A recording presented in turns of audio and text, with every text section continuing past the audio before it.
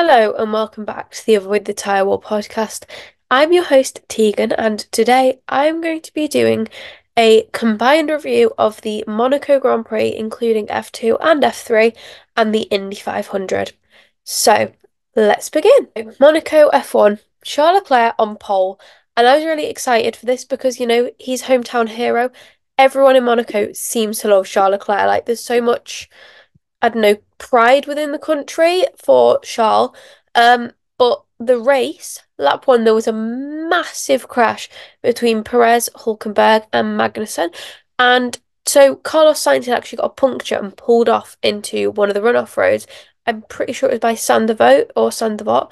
Um, and then the red flag was shown, but they weren't showing the crash between Perez, Hulkenberg, and Magnussen. So I was like, why have they red flagged it just because of a puncture? Like he's on in the runoff area. But then they showed the crash between Perez, Hulkenberg, and Magnussen, and I thought, oh, it was like 160 miles an hour. And if you've seen the photos of the Red Bull of Sergio Perez, it's insane. And it shows you just how far safety has come within Formula One. And it was just absolute madness. Obviously, I'm so glad everyone walked away from that accident all right. Also, the two Alpines, Esteban Ocon and Pierre Gasly, had a bit of an incident where basically I think they said that Ocon had squeezed Gasly, and then as a result, he kind of like flew and he went up in the air, which wasn't great. But as a result, Ocon had to retire and he has had two penalty points put on his license. So the red flag that I just mentioned actually lasted about 40 minutes, and it gave Carlos Sainz a chance to get back in the race because he looked like he was going to have to retire due to the puncture that he got. But because of the 40-minute red flag, they were able to get him back to the pits, get the tyres sorted. And yeah, it was good that Carlos Sainz was able to get back in the race. There were a few tyre issues up and down the grid, like people just complaining about graining, complaining about various other things. And then Charles Leclerc won. And I respect Charles as a driver. He's not my favourite, but I respect and admire him. But oh my God, the scenes when he won. I was so over the moon. Everyone, you could just tell, like, there was one shot of a marshal who was crying, and I was like, oh my God, what a sweetie. Um, I was just like, oh my God, like how cute. And Prince Albert of Monaco, as in like the highest person in Monaco, the like leader, he won. No, sorry, he was crying, and that was absolutely insane. And I just think there's so much pride towards Charles Leclerc, and I've been to Monaco, and you can feel the pride because in all the shops they've got like Charles Leclerc merch, and like all his friends were crying. It was so sweet, bless. But then Oscar Piastri and Carlos Sainz were also on the podium. Then F2. Paul Aron is still ridiculously strong. Like everyone seems to forget he is a rookie, but he's been on a podium in every single round of the F2 so far. So that's absolute madness. But O'Sullivan's masterclass in the feature race. For those who didn't watch, basically you have to do a pit stop in the F2 feature race, and he was delaying and delaying and delaying and delaying until the last possible moment in case of a safety car, in case of a virtual safety car. And then there was one because of an incident between Maloney and Dirksen, and it was genius because you're not supposed to pit under the virtual safety car, but he got in just before the VSC started. So he had basically a free pit stop because everyone else had to stop, slow down, back up a bit, and then he went on to win. But Isaac Hadjar was absolutely shocked. I can't say it, he was peed off. Um, I'm sure most people know what the P actually stands for and peed off. But oh my God, he was furious. I've never heard anyone so furious on the radio. Um, Absolute crazy incidents though. And F3 was also a very good weekend. The sprint race was chaos with a 5 car pileup, and it did seem like there were a few dumb mistakes and like people being squeezed unnecessarily. And yeah, it was just a bit chaotic. Now, let's just move on to the Indianapolis 500.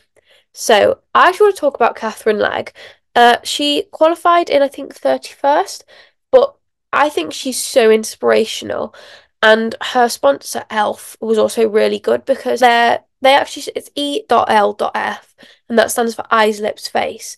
but they changed it to empowering legendary females for the Indy 500, and they had like a fan zone, and you could buy, Catherine Legg merch, and it was really good because I think only about 9 women have ever qualified for the Indy 500, and Catherine Legg is incredible, and I think she's super duper inspirational.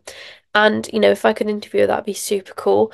But there was a massive, massive rain delay. So the race was actually supposed to start at 4 p.m. UK time, or I think that's like 9 o'clock in the morning in America or in Indianapolis. Uh, However, it did not. It was thunder, lightning, and basically they evacuated the grandstands at Indianapolis Motor Speedway, which is like I've never heard of before. And they evacuated the snake pit, which is like I think it's just basically a massive party zone. But Indianapolis just seems like absolute vibes because, there's so much going on off track. And if you follow Indy 500 pics on Twitter, oh my God, it's the funniest thing because people get absolutely wasted. They get so drunk. But I really, really want to go to the Indy 500. I'd say it's probably overtaken an F1 race on my list of races I would like to go to. Like we've got Le Mans, Indy 500 or another IndyCar race. We've got quite a few races that I do want to go to, but Indy 500 is probably top of my list. But anyway, yeah, so the race was supposed to start at 4 p.m. UK time.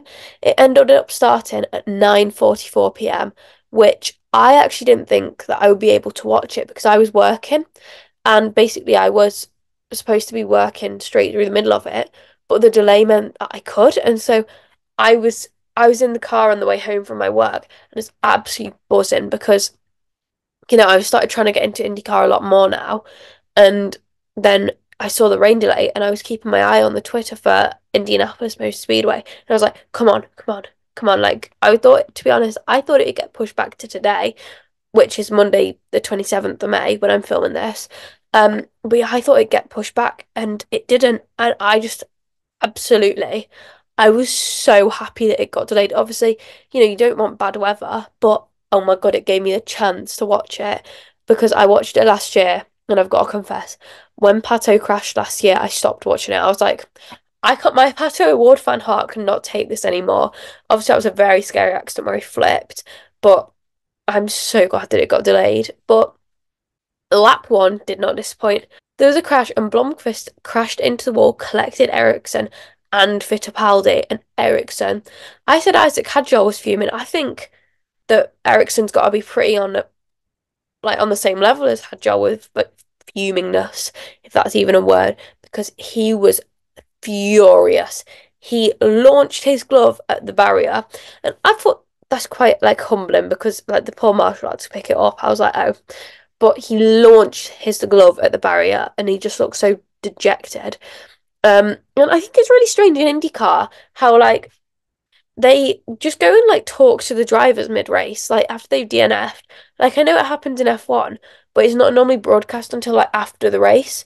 But they just rock up and they're like, so they just like go up and they're like, so do you want to tell me what went wrong? And then the drivers are like obviously annoyed they've DNF'd and they're like, oh yeah, I just got crashed into, mate. But I think it's so strange. Then lap 9, Marcus Armstrong lost power to his Honda engine.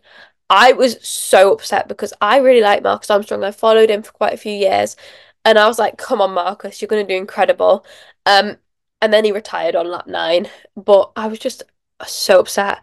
Um, Catherine Legg also DNF'd, which was also very, very upsetting because she also lost power to her Honda engine, and there was a bit of a theme with Honda engines and going wrong, which if you have read about Fernando Alonso and his Indy 500 attempts, you will know about because Fernando Alonso, he went off, I can't remember what year it was, but Jenson Button, I think, covered for him.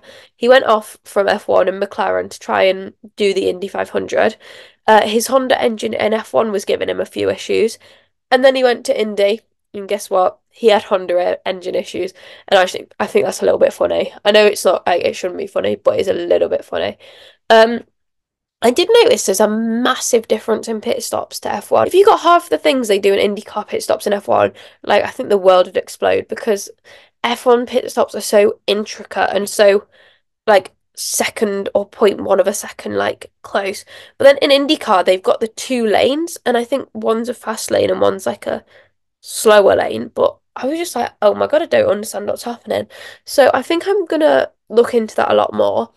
Um, but then at lap 28, Linus Lundqvist DNF'd, and that was due to a crash.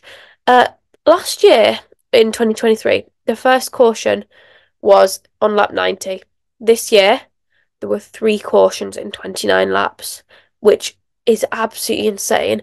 And the commentators were saying maybe it's due to the fact that the race was about 4 hours ish later than it's supposed to be. Um, and so the drivers, they've got all G'd up ready to go, and then suddenly they're not going, so they're a bit off. And also, like, it's a lot later at night, obviously because of the delay. So they've never like driven that kind of time, or yeah, they've never driven like that time, so it was a bit off-putting. Um, but Colton Herta, I'm gonna keep my eye on him. He looked like he was absolutely flying. Then I mentioned the Honda engine issues earlier. On lap 56, Felix Rosenqvist DNF'd due to a loss of power to his Honda engine, which, it's not great. But then Rinus VK had an unsafe pit release, which he was being investigated for. But Rasmussen, who was a rookie on lap 83, this start was, he'd gained 17 positions. That's absolutely insane. And, starting on pole in Indianapolis Motor Speedway does not guarantee you the win. In Monaco, it does. But IndyCar, it was like constantly switching. I think we had something like 86 switches for the lead of the Indianapolis 500, and I think we had 10 leaders. That might not be correct, but I literally, in my notebook, I wrote every single lap, like lead change down, and I think I did 5 pages of notes for this in the end. But um lap 86, Colton Herta crashed. Now, this bit I got confused about because it was like, oh, he's crashed, he's got out his car. I don't think you're allowed to re-enter in F1. So that to me would say DNF. And so in my notebook, I wrote DNF. But then Kirkwood shoved Eilert into Carpenter's pit box, which was a bit like, oh, because they just like showed a queue in the pit lane and then obviously did the replay, but I was just like, what on earth's going on? And then lap 94, I mentioned Herta earlier, and I mentioned that I wrote DNF. He did not, in fact, DNF. He, like, got back into his car, got back into the race. I was so confused. But it was very interesting to see. And he does look quite promising, and then he was until he crashed because the commentators were saying, I don't know why he's getting out his car. From the looks of it, it's only his front wing that's damaged. And, you can replace front wings. Obviously, if the suspension's broken, it's not good, but the suspension was fine. So it made sense for him to get back in because they also mentioned that you get points up until P25, and there's 33 cars in total. But yeah, you get points up until P25. So it really counts in the end. But then lap 99, Pato O'Wardney had a massive crash, but luckily he managed to save it. Lap 107, Hunter Ray crashed, resulting in a DNF. And then 7 laps later, on lap 114, Marco Andretti DNF'd. Now, I didn't realise there were so many in the Andretti family. There's Michael, Marco, Mario, someone else probably as well. But I got really confused because they said Michael Andretti, but I misunderstood what they said because I think Michael Andretti is Marco Andretti's dad, who's also like on his team. I was so confused, but Marco, spun out and crashed. Then on lap 133, Larson got a drive-through penalty for speeding in the pit lane. And then lap 134, Rossi did an insane overtake on Joseph Newgarden and Alex Palou. And there were some insane battles throughout this race. I was hooked. I was on the edge of my seat. I wasn't literally, but it's a metaphor. But oh my God, it was so good. I really enjoyed it. Then lap 147, Will Power, which by the way is an incredible name, and I love the name, honestly. He got a DNF because of a massive, massive crash. And the commentator said the track's starting to fall away, which I think is because of the temperature and like the air temperature and the track temperature. And then they got the sweeper out on track, and something I noticed is that they don't seem to have like red flags. Like if some of these accidents happen in F1, it'll be straight to a red flag. But they just keep going round and round and round. I was so confused, but like you see some of these accidents in IndyCar and you're like, oh my God, that would have been straight red flag. But no. And they went kept going round as the sweeper was out on track. Which if you've seen like F1 when they had a truck out on like a recovery truck out on track, everyone's like absolutely going mad for it and like absolutely like losing their minds over it. And then this caution for Will Power's crash was number 8. The record is 14. And I just absolutely was so confused. Like there was so many crashes. But lap 155 to lap 169, O'Ward and Rossi were switching positions all the time. It was like lap 169, lap 155, so Rossi leads. Lap 156, O'Ward leads constantly for however many laps, that is about 14, 15. Then there was a five-way battle for the lead, and the track temperature was actually dropping really, really quickly at this point. And then at lap 185, the statistic popped up and there'd been 636 on track passes, which is absolutely mad to me considering I'd watched Monaco a few hours ago. I'd hardly seen any overtakes, and then suddenly we've got over 600 in like the space of like 3 hours. Insane. Then lap 200, the last lap, O'Ward was P1 and it looks like he's going to win. But then Newgarden comes flying and overtakes him, meaning he has back-to-back wins at the Indy 500. And Pato O'Ward was heartbroken, and so he just looked so upset and like bless he was crying. But oh my God, the Indianapolis 500, insane, absolutely brilliant, and I enjoyed it so much. And honestly, if you watch one IndyCar race, make sure it's the 500 because there is always something happening, and it was brilliant. And I'm so glad that I was able to watch it this year. And obviously, I'm really upset my favourite driver didn't win, but I'm so Newgarden was faultless. He drove an incredible race and absolutely insane, honestly. At some point in the future, I am going to look at going to an IndyCar race, just when I'm a bit older, probably. But also, guys, I'm going to Formula E in London, and I'm really excited because I went a few years ago and it was really good. I'm going with my best friend Sophie, who you might want to keep an eye out on your socials because you've got something exciting coming up. But oh my God, it was insane. I'm really looking forward to Formula E. But the IndyCar merch, I'm sorry. Obviously, I live in England. I'm British. I don't know if you can tell from the accent. But oh my God, the IndyCar merch is insane. Like, I really, really, really want to get some Pato merch, because he makes really nice merch. Like it's really, really pretty. And it's like something you could wear every day. However, it's like $70 for a hoodie, which is like £55. So yeah, Pato Wood hoodie, $70 or £55. And then you've got to pay postage, which would probably be like $100 million. Actually, it'd probably be like $20 to $30. And then you've got to pay import duty, and then you've got to pay something else and something else.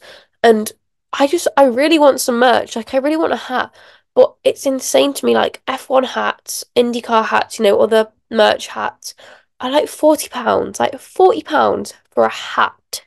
A baseball cap. Not being funny, you could go, like, to Shein and get one that looks probably quite identical for, like, £1. But I really want some Pato merch, guys. Like, send help. I need Pato merch. But also, look at this.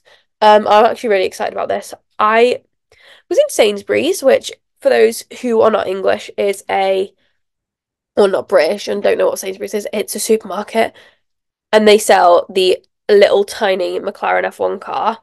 Um, and I actually did a build it with me kind of video, so you should go check that out because it's basically me looking confused for about a minute and a half because some of these pieces on this are so tiny that genuinely, like, I could not see them. And, I haven't got the best eyesight anyways, but I could not see some of the pieces, but oh my God. I've also got the Mercedes as well. And then you've got like a Mercedes sports car. It took ages to build. Like, I'm not even kidding you. It took me an hour and a half to build a car that is literally slightly bigger than my hand. Like, literally took ages. But honestly, it was like £17. Absolute bargain. Um, but it did take me an hour and a half. But yeah, I'm definitely going to watch the IndyCar. I'm looking at getting the Formula E McLaren car and the Extreme E McLaren car. Lego and McLaren, please make an IndyCar and make a little mini Pato award because I would absolutely buy that. But yeah, the Indy 500, absolutely insane. Monaco Grand Prix, slightly dull, but it's fine. It's Monaco. Like, it's nice. There's also the most expensive yacht this year, the Monaco Grand Prix, $200 million. Who has 200? Oh no, it's a dumb question. $200 million for a boat. Like, I'm sorry, that 200 million. I don't know if you can tell I'm flabbergasted, but overall, it was a pretty good weekend for motorsport. The British GT was also at Donington Park, and the British touring cars was at Snetterton. And both those locations, it launched it down. It's England. It rains a lot here. But honestly, brilliant weekend for motorsports. And I've got to say, it's probably the best weekend of the year in terms of racing. And I'm just so looking forward to next Indy 500 because it's insane and I just really love it. Um, but yeah, if you want to see like a shorter version of my race reviews, I do post one after pretty much every race on ATTW_Teagan on Instagram and TikTok, and I'm also posting more YouTube shorts on here. But thank you for watching this week's episode of the Avoid the Tyrewall podcast. See you next week. Bye.